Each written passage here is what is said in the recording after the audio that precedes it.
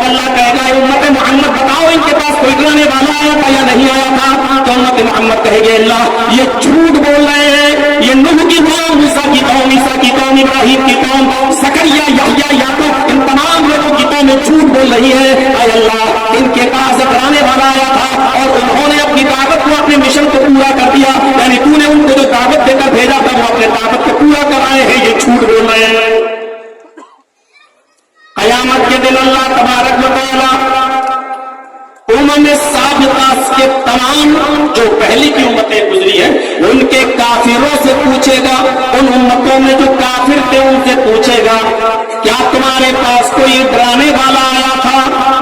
کیا تمہارے پاس ہم نے جو ڈرانے والا بھیجا تھا وہ آیا تھا یا نہیں؟ اور اس نے تمہارے سامنے ہماری دعوت کو مکمل طور پہ پہنچایا یا نہیں پہنچایا؟ اس نے اپنے کام کو، اپنے مشن کو پورا کیا یا نہیں کیا؟ تو یہ تمام کی تمام لوگ جھٹلا دیں گے اور کہہ دیں گے کہ اے اللہ ہمارے پاس کوئی ڈرانے والا نہیں آیا تھا، ہمارے پاس کوئی بھی اللہ کے عذاب سے ڈرانے والا اور دعوت و تبلیغ کے لیے ہمارے پاس کوئی بھی شخص نہیں آیا تھا، تو نے بھیجا تھا لیکن ہمارے پاس کوئی ڈرانے والا نہیں آیا تھا۔ تو اللہ تبارک و تعالی امت محمدیہ سے پوچھے گا۔ اس آیت کی تشریح امام بخاری رحمۃ اللہ علیہ یہی نقل کرتے ہیں کہ پھر اللہ تبارک و تعالی قیامت کے دن امت محمدیہ کو طلب کرے گا، بلائے گا اپنے سامنے اور کہے گا اے امت محمدیہ بتاؤ یہ جو بول رہے ہیں یہ صحیح بول رہے ہیں جھوٹ بول رہے ہیں؟ دیکھیے اب امت محمدیہ گواہی دے گی، شہداء کا ہے، امت محمد گواہی دے گی۔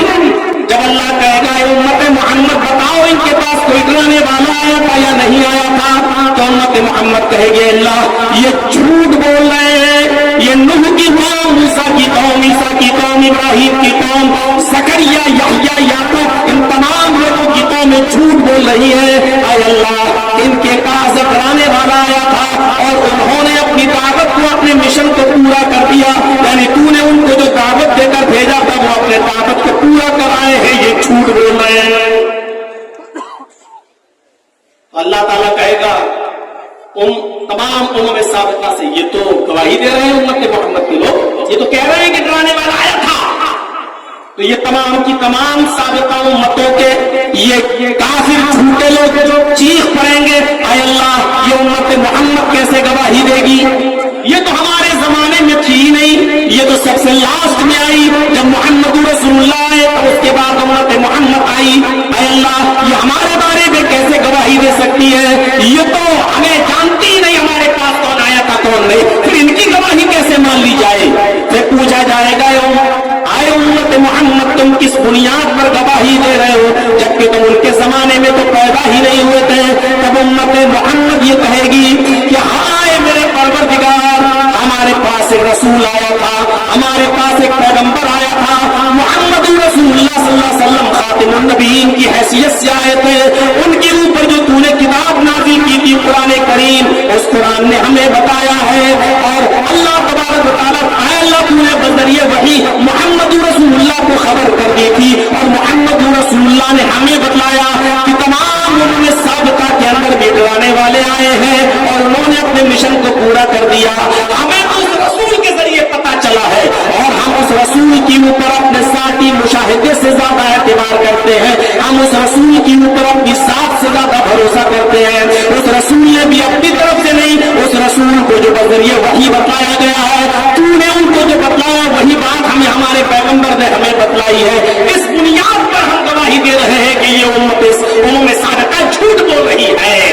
تب امت محمدیہ کی اس گواہی کے بعد محمد رسول اللہ صلی اللہ علیہ وسلم گواہی دینے کے لیے آئیں گے اور کہیں گے کہ میری امت بالکل صحیح بول رہی ہے۔ اے اللہ میری امت نے جو گواہی دی ہے وہ بالکل صحیح گواہی دی ہے۔ اسی کو قرآن نے کہا ہے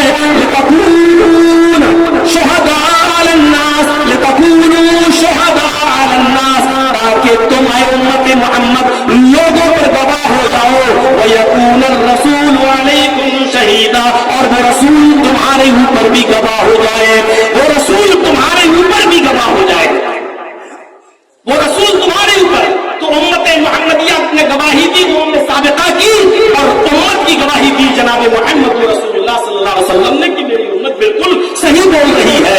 अब कुरान की आयत पढ़िए, वजअलनाकुम उम्मतन वसतन लितकूनू शुहदाअ अलन्नास। ऐ उम्मत मुहम्मदिया, हमने तुम्हें उम्मत वसत बनाया, मुअतदिल उम्मत बनाया, यानी तुम्हें ऐसे अहकाम और ऐसे फरामीन और ऐसी शरीयत की है जिस पर तुम आसानी के साथ अमल कर सकते हो। एतदाल का रास्ता है इस मजहब के अंदर, इस शरीयत के अंदर। न बहुत ज्यादा सख्ती है, न बहुत ज्यादा नरमी है, बिल्कुल एतदाल वाला दीन है। ये दीन एतदाल है, ये दीन मुअतदिल है। हमने तुम्हें उम्मत वसत बनाया, तुम मुअतदिल उम्मत हो। और उम्मतों पर सख्ती थी और किसी पे बहुत ज्यादा नरमी थी, लेकिन तुम्हें ऐसा बनाया, न बहुत ज्यादा सख्ती है, न बहुत ज्यादा नरमी, और जो अहकाम तुम्हें दिए है वो आसानी के साथ, बहुत ही खूबसूरती के साथ तुम अदा कर सकते हो। लितकूनू शुहदाअ अलन्नास, हमने उम्मत वसत, उम्मत मुअतदिल इसलिए बनाया ताकि तुम लोगों पर गवाह हो जाओ। व यकून रसूल अलैकुम शहीदा, और रसूल तुम्हारे ऊपर गवाह हो जाए। एक चीज और समझ लीजिए, शाहिद के लिए, गवाह के लिए मौके वारदात पे हाजिर होना जरूरी भी नहीं है। हम और आप भले ही कहें कि और कोर्ट मानती हो, तुमने कत्ल की गवाही दी, मर्डर की गवाही दी, क्या तुमने चश्मदीद गवाह हो अपनी आंखों से देखा? और हम कह रहे हैं नहीं, कोर्ट हमारी गवाही नहीं मानती है। लेकिन ये जरूरी भी नहीं है कि गवाह मौके वारदात पे हाजिर हो। मैं पूछना चाहता हूं तमाम लोगों से जो गवाह के लिए मौके वारदात पे हाजिर होना जरूरी मानते हैं, इस बुनियाद पर नबी अकरम को हाजिर नाजिर मानते हैं, मैं पूछता हूं कि आप भी तो गवाही देते हो और ये कहते हो अशहदु अल्ला इलाहा इल्लल्लाह, मैं गवाही देता हूं, गवाह तो आप भी हो ना, मैं गवाही देता हूं अल्लाह के अलावा कोई माबूद नहीं। तो क्या आपने अल्लाह को देखा? अब आप कहोगे अरे साहब अल्लाह को कौन देखता भाई, दुनिया की कोई निगाह अल्लाह को देख ही नहीं सकती। मौलाना जर्जी साहब आपकी बात गलत है, ये मिसाल कैसे आप पेश कर रहे हो? चलिए छोड़ दीजिए इस मिसाल को, आप उससे हटकर दूसरी भी गवाही देते हो, अशहदु अन्ना मुहम्मदन अब्दुहु व रसूलुहु, और मैं इस बात की भी गवाही देता हूं कि मोहम्मद अल्लाह के बंदे और उसके रसूल हैं।